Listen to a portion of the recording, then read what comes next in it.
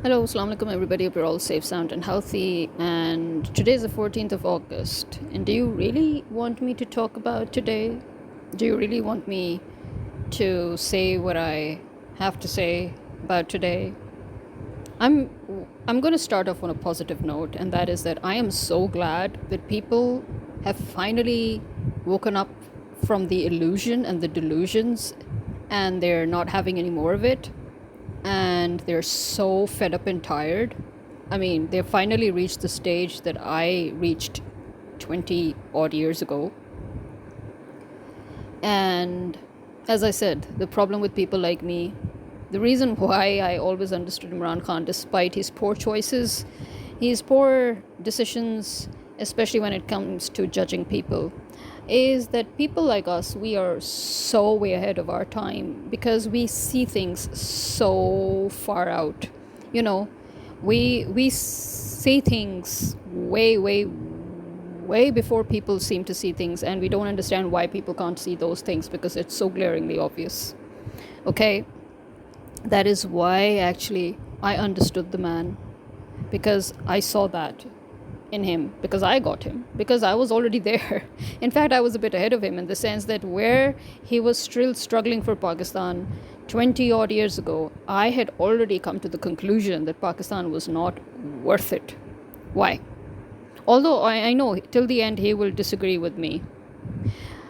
But here's why. Because when you're way ahead of your time, then the things that you have seen, you cannot force others to see.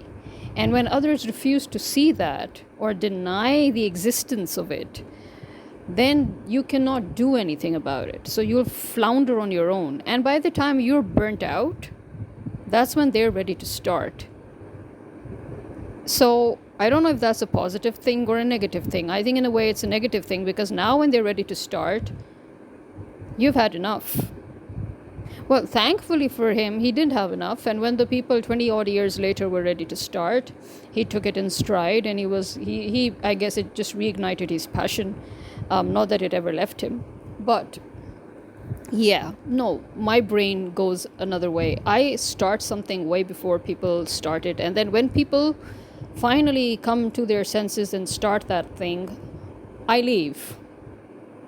And I think in a way it's a good thing. It's a good thing for people like me. Now, here's where I'm probably very different from people like him. That is that I believe that it's that when the time comes to put your weight down, then you just put it down. And at that point, there's so many people that then want you to be there to do stuff, but you've lost it. You've lost the passion. You've lost the mental capacity for it. You've lost the patience, basically, for it, okay? And you're like, yeah, you know what? No, I'm not getting embroiled in this anymore. If you look at it in my father's point of view, just the other day he was like, and it is kind of similar to mine, but at the same time very different, because I understand him again, but politically I would probably disagree, but at the same time I do agree, because as I said, I know what he's trying to say. And as he said, that he became a political activist at the age of 17, right? And he was so active that he was a leader at a very young age, where he literally made unions. He made student unions, he made many types of unions. He made, he led marches and protests. He worked on written materials, on literature, and he was he stayed active till his university days, despite suffering so much. In fact, in one of the protests, he was hit on the head very hard by the police, and he fainted. He blacked out. So, I mean, it had gone to that length, and that was obviously when they were, fighting for nationalism and communism of Bhutto's time and everything. And then when he had gone through all that, and then when his life was in danger because he was amongst those who were wanted when dictatorship came in, and he was forced to leave Pakistan. He never wanted to, but he was forced. And his parents also were like, for God's sake, just get out, go to England where our family is. And, so he finally reluctantly left, and he went on an asylum, or a political asylum basically. And over there, I mean, he had no idea that he was so famous, that over there they approached him and they said, join us. And then he had to, just apologize and withdraw, saying that no, I'm actually here on a break and I need that break and I want to focus on my studies. So he had already done his master's and he had joined a university, the same university that I did my master's from in England. He joined that university, and they had just brought out a new subject at that time, which was chemical engineering. And it was the first batch of students. And so he wanted to focus on that. So he was telling me the other day that he had reached the conclusion that throughout the years, people rise, people fight, people strive, they become political activists, they work so hard, but nothing changes. By the way, he was so disappointed in Bhutto that he completely left politics, to be honest. And even for a very long time, he didn't join Imran Khan. My mother was actually one of the first people to join Imran Khan. She's one of the earliest members. And my father became very active much later, when everybody around us, our friends and everybody, had begun to basically when the momentum began, when Imran Khan was finally in his element, and all our friends around us, the youth wing of Imran Khan, who helped him get to that element, in the sense that that was the time when he was at his peak, and everybody was working so hard in the youth wing to let him come to different various residential urban areas and societies and housing societies, and where he would give his speeches and he would talk to the people, and so at that point my father finally thought that, okay, maybe this man really is worth activating oneself for. And so he once again began to get active, and he was part of the core committee at that time. But again, the point is that, as he said, he had arrived at the conclusion that no matter what you did, at the end of the day, things go back full circle, because things don't really change. And so sometimes it's just better to just stay away and let things go in their own flow, because at the end of the day, look around us. Pakistan is a testament to the fact that so many waves came and went, so many marches came and went, so many protests came and went, so many changes were supposed to have come and gone. But Pakistan, if anything, is worse than before, because nothing ever changed, nothing ever happened. Because I guess the realization hit him, which people of my generation, I guess, we got that knowledge much earlier on, and our parents' generation got that knowledge comparatively late, because obviously we got that knowledge around the same time, but that meant that we were younger age-wise and they are now older. So much later in their lives, they suddenly became aware of, for example, the cabal, and became aware of the fact that we've got a couple of elite psychopaths moving around thinking that they're God and they have to control the whole world, and how so they became aware of these things much later in life. And so they've realized again that if everything is designed by a handful of people down to the T, which obviously when people quote The Simpsons, they're like, oh, The Simpsons predicted this so accurately. And so that is what we were also saying. We were like, yeah, actually they didn't predict it accurately. It was most probably that they had the information and they were allowed to leak the information, and so they were basically already telling the world that, look, you fools, this is exactly how we're going to do things, and you wouldn't even know, because you're going to sit and laugh and think it's a cartoon, but we're literally telling you our secret. This is exactly how we're going to run the world, and Trump is going to come, and then Imran Khan is going to come, and then he's going to be removed, and then in India this thing is going to happen, and that is going to happen, and then so yeah. Everything is by design. And so when, as I said, we were privy to that information much earlier in our lives, but for them it came much later in their lives. And so they were like, okay, so that makes sense. Then now we understand why, nothing's ever going to change. So sometimes I guess it's just better to sit back and wait it out and see where it goes, which again, as I said, I agree, because for a person who spent half of his life fighting and struggling for Pakistan, a person who refused 3 different countries' passports, because not just his passports, but ours. We were born abroad and he didn't get our passports. This is a man, who believed that he was the son of the soil. But again, now he, at this age, as I said, he and Imran Khan has this thing in common, that they are so bad at judging things, or I think this is a problem with men in general. I think especially Pakistani men, they are so bad at judging things, and especially when it comes to time, the timing of things, they are so bad. At this point in time, he suddenly now regrets his decisions and realizes he made a huge blunder. And as I said, that is why in Islam there is no concept of son of soil. There is no concept of patriotism. There is no concept of nationalism in Islam. In Islam, the whole world belongs to God, and you are supposed to move around it for better opportunities in life. Patriotism bogs us down. Nationalism bogs us down.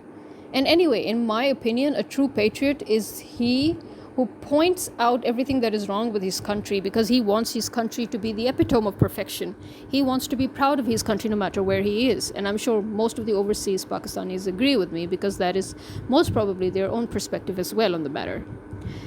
So now coming back to this, as I would say, Pakistan, finally the people are awake enough to realize that, oh, hello, we're not free.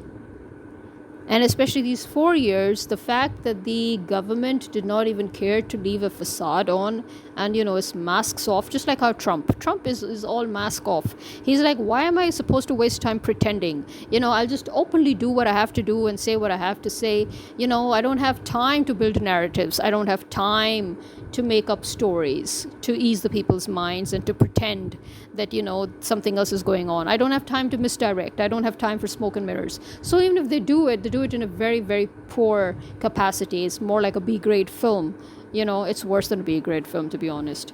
And the same is with Pakistan. So Pakistan is like masks off, and the government is like, oh yeah, this is the end anyway. We're here to wind things up. So why waste time pretending? We'll just openly do it. It'll save us a lot of time, because we don't have much time as it is. And so the army is also marching to that tune, and the army is going for brute strength, because the army is also time pressed. Essentially, that's the problem. You see, everybody's time pressed because they are in their final phase of that century-old planning that their masters have been doing. World War I, World War II, these were all part of the plan. As I've said that a million times, and now finally people are also beginning to understand that. So, yeah. So now people are like, why are we celebrating 14th August? And so the army literally tried a lot of tricks, but old dogs, they don't learn new tricks, do they? So the army tried brute force. They tried to force people in Islamabad, especially because it's the capital. So the army literally threatened owners of restaurants and shops and malls and commercial centers that, oh, you must put up festivity lights and you must celebrate 14th August and this and that.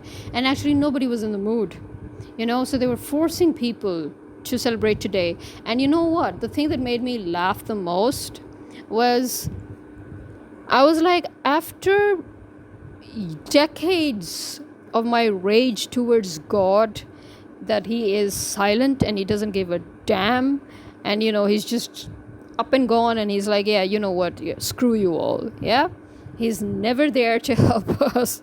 The only one time that he helped us was when he finally made Imran Khan prime minister, and that even I feel that God kind of deliberately half-assed it, if you know what I mean. He deliberately did half the thing and left the other half dangling, just for fun, I guess. I don't know, just to see what we'll do.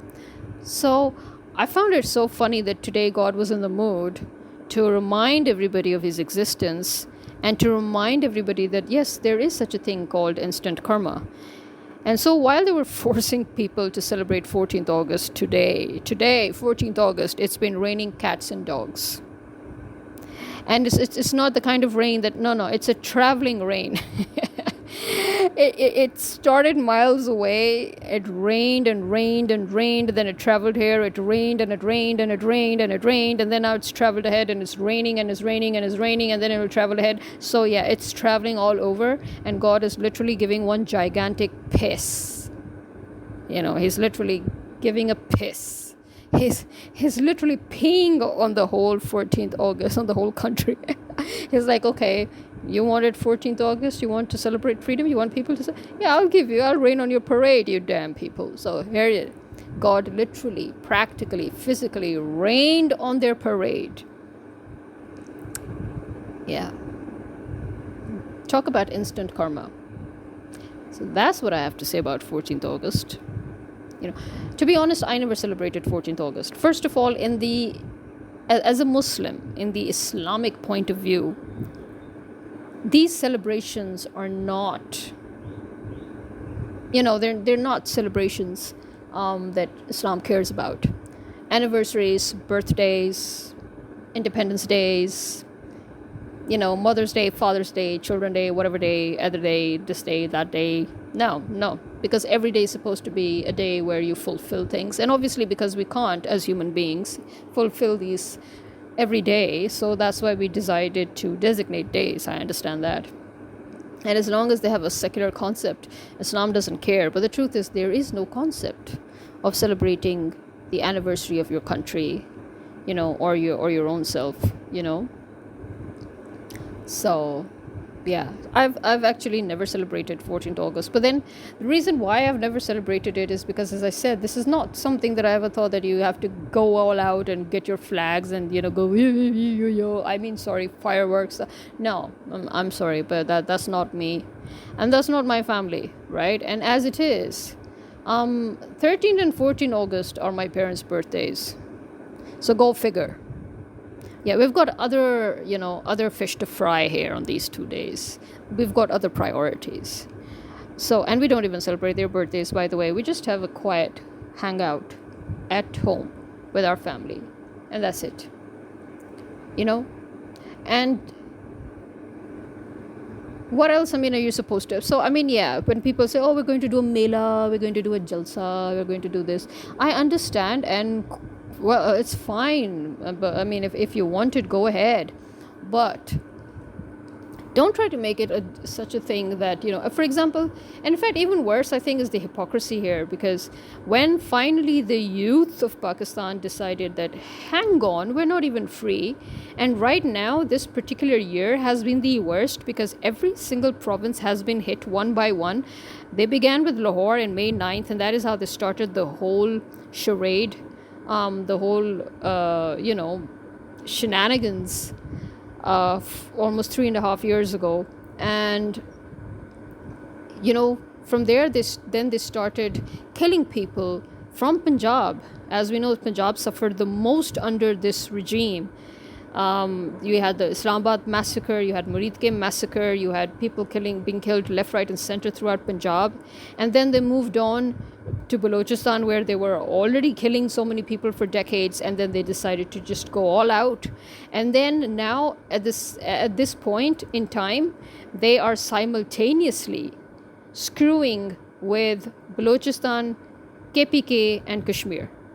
So, that's another thing that I keep on, I feel that we have to get this straight, because when foreign activists, I would thank them for, coming up and trying to talk about Balochistan and Kashmir, but they're missing the whole point here. The whole point is that it's not Balochistan bleeds, it's not Kashmir bleeds, it's Pakistan bleeds. Okay, Punjab bled, and nobody talked about it. Let's be honest here. Punjab bled more than everybody else these 4 years. Nobody talked about it. And then Balochistan has been bleeding. Obviously, Balochistan and Kashmir, people will talk about it because, people have interests. India has interests in Balochistan and Kashmir. That's why. Why America is silent? America has interests in Balochistan and Kashmir, and their interests are that the army had bloody well captured these two provinces for them because they need the borders. Because they need to get to Iran and they need to get to China and Russia. So, yeah, the army bloody well commit genocide in Balochistan and KPK and Kashmir. These are your sensitive border areas. So, yeah, Pakistan bleeds. And this is why the youth of Pakistan and the public in general of Pakistan, they were like, we are not celebrating 14th of August. Screw you.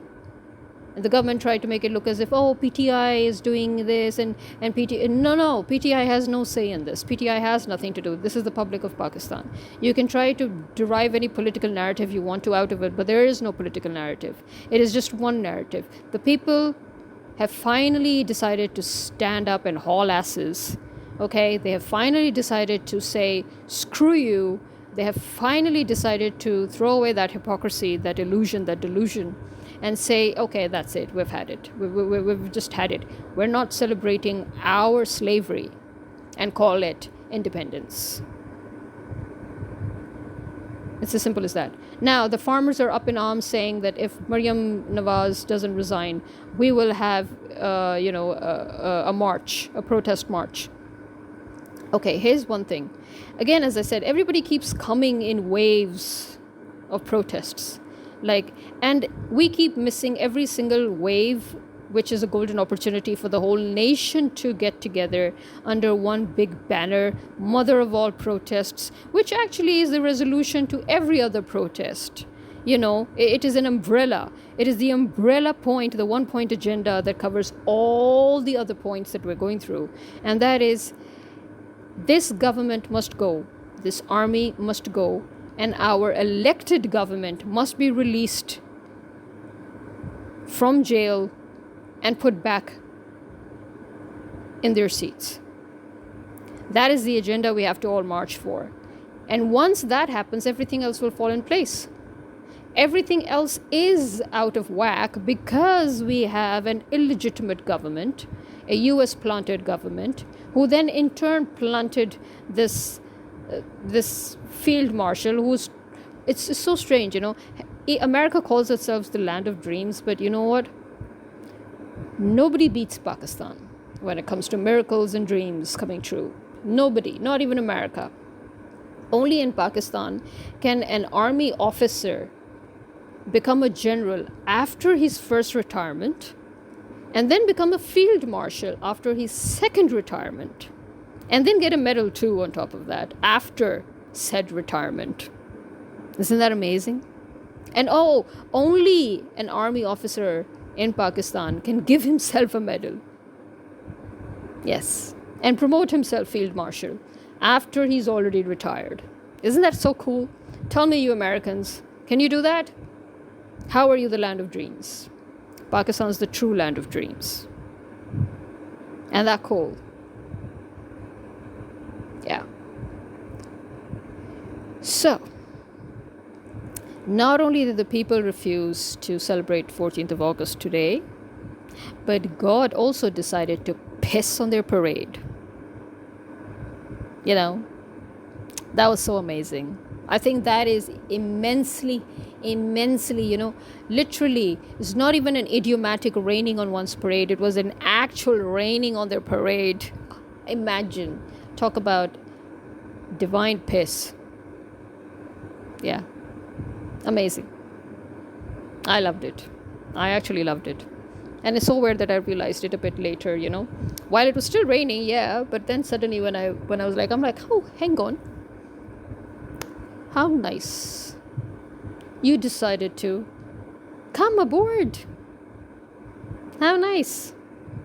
After having disappeared on us all these decades, After having washed your hands off of us. You're finally here. Wow. But this was just a very brief glimmer of hope. Because God is obviously going to go up again and leave us alone again.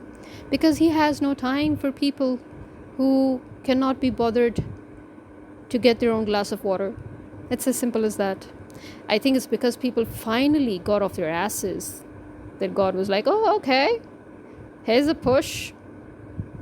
You do more, I'll do more. So yeah, Pakistan needs to unite under one point agenda. All the marches, everything should build up to just one point. The whole government must pack up and leave. Their retired generals must pack up and leave. Our elected government must be released and allowed to come back and rule. That's it. That freedom, which we do not have, would come with that. And that ultimate freedom that we do not have, that slavery that we still are under, we're still a colony, that will only happen once we become a sovereign state, which is obviously why this whole thing is going on, is because our colonial masters do not want us to be sovereign. And it will take a whole bloody war for us to become sovereign. And your own army is going to wage that war on their behalf against you. Yes, just like how the British used your army to go march against Turkey when you were an official colony of the British. Yes. So yes, we shouldn't celebrate what we don't have. I'm just glad that something that I have been thinking about and something that I've been practicing myself. I mean, as I said, this is something I've been saying for years now. Why are we celebrating what we don't have? Now, finally, people are asking the same question. That, my friend, is probably what we would refer to as Imran Khan's real victory. We kept on saying that Imran Khan's victory lies in the fact that he gave awareness to the people. And I kept on saying that, yeah, he gave awareness, but the people don't seem to be aware enough to haul asses. They're still sitting on their haunches. They ain't doing jack shit. They have put Pakistan to this point. The people of Pakistan are responsible for where Pakistan is at today, mind you. But I guess now they're beginning to feel that sense of self-accountability. Because life isn't going to get any better. We are fast going towards that dystopian world that we thought was science fiction. So this is me signing out on 14th of August, the day we realized we are still enslaved. Khuda Hafiz.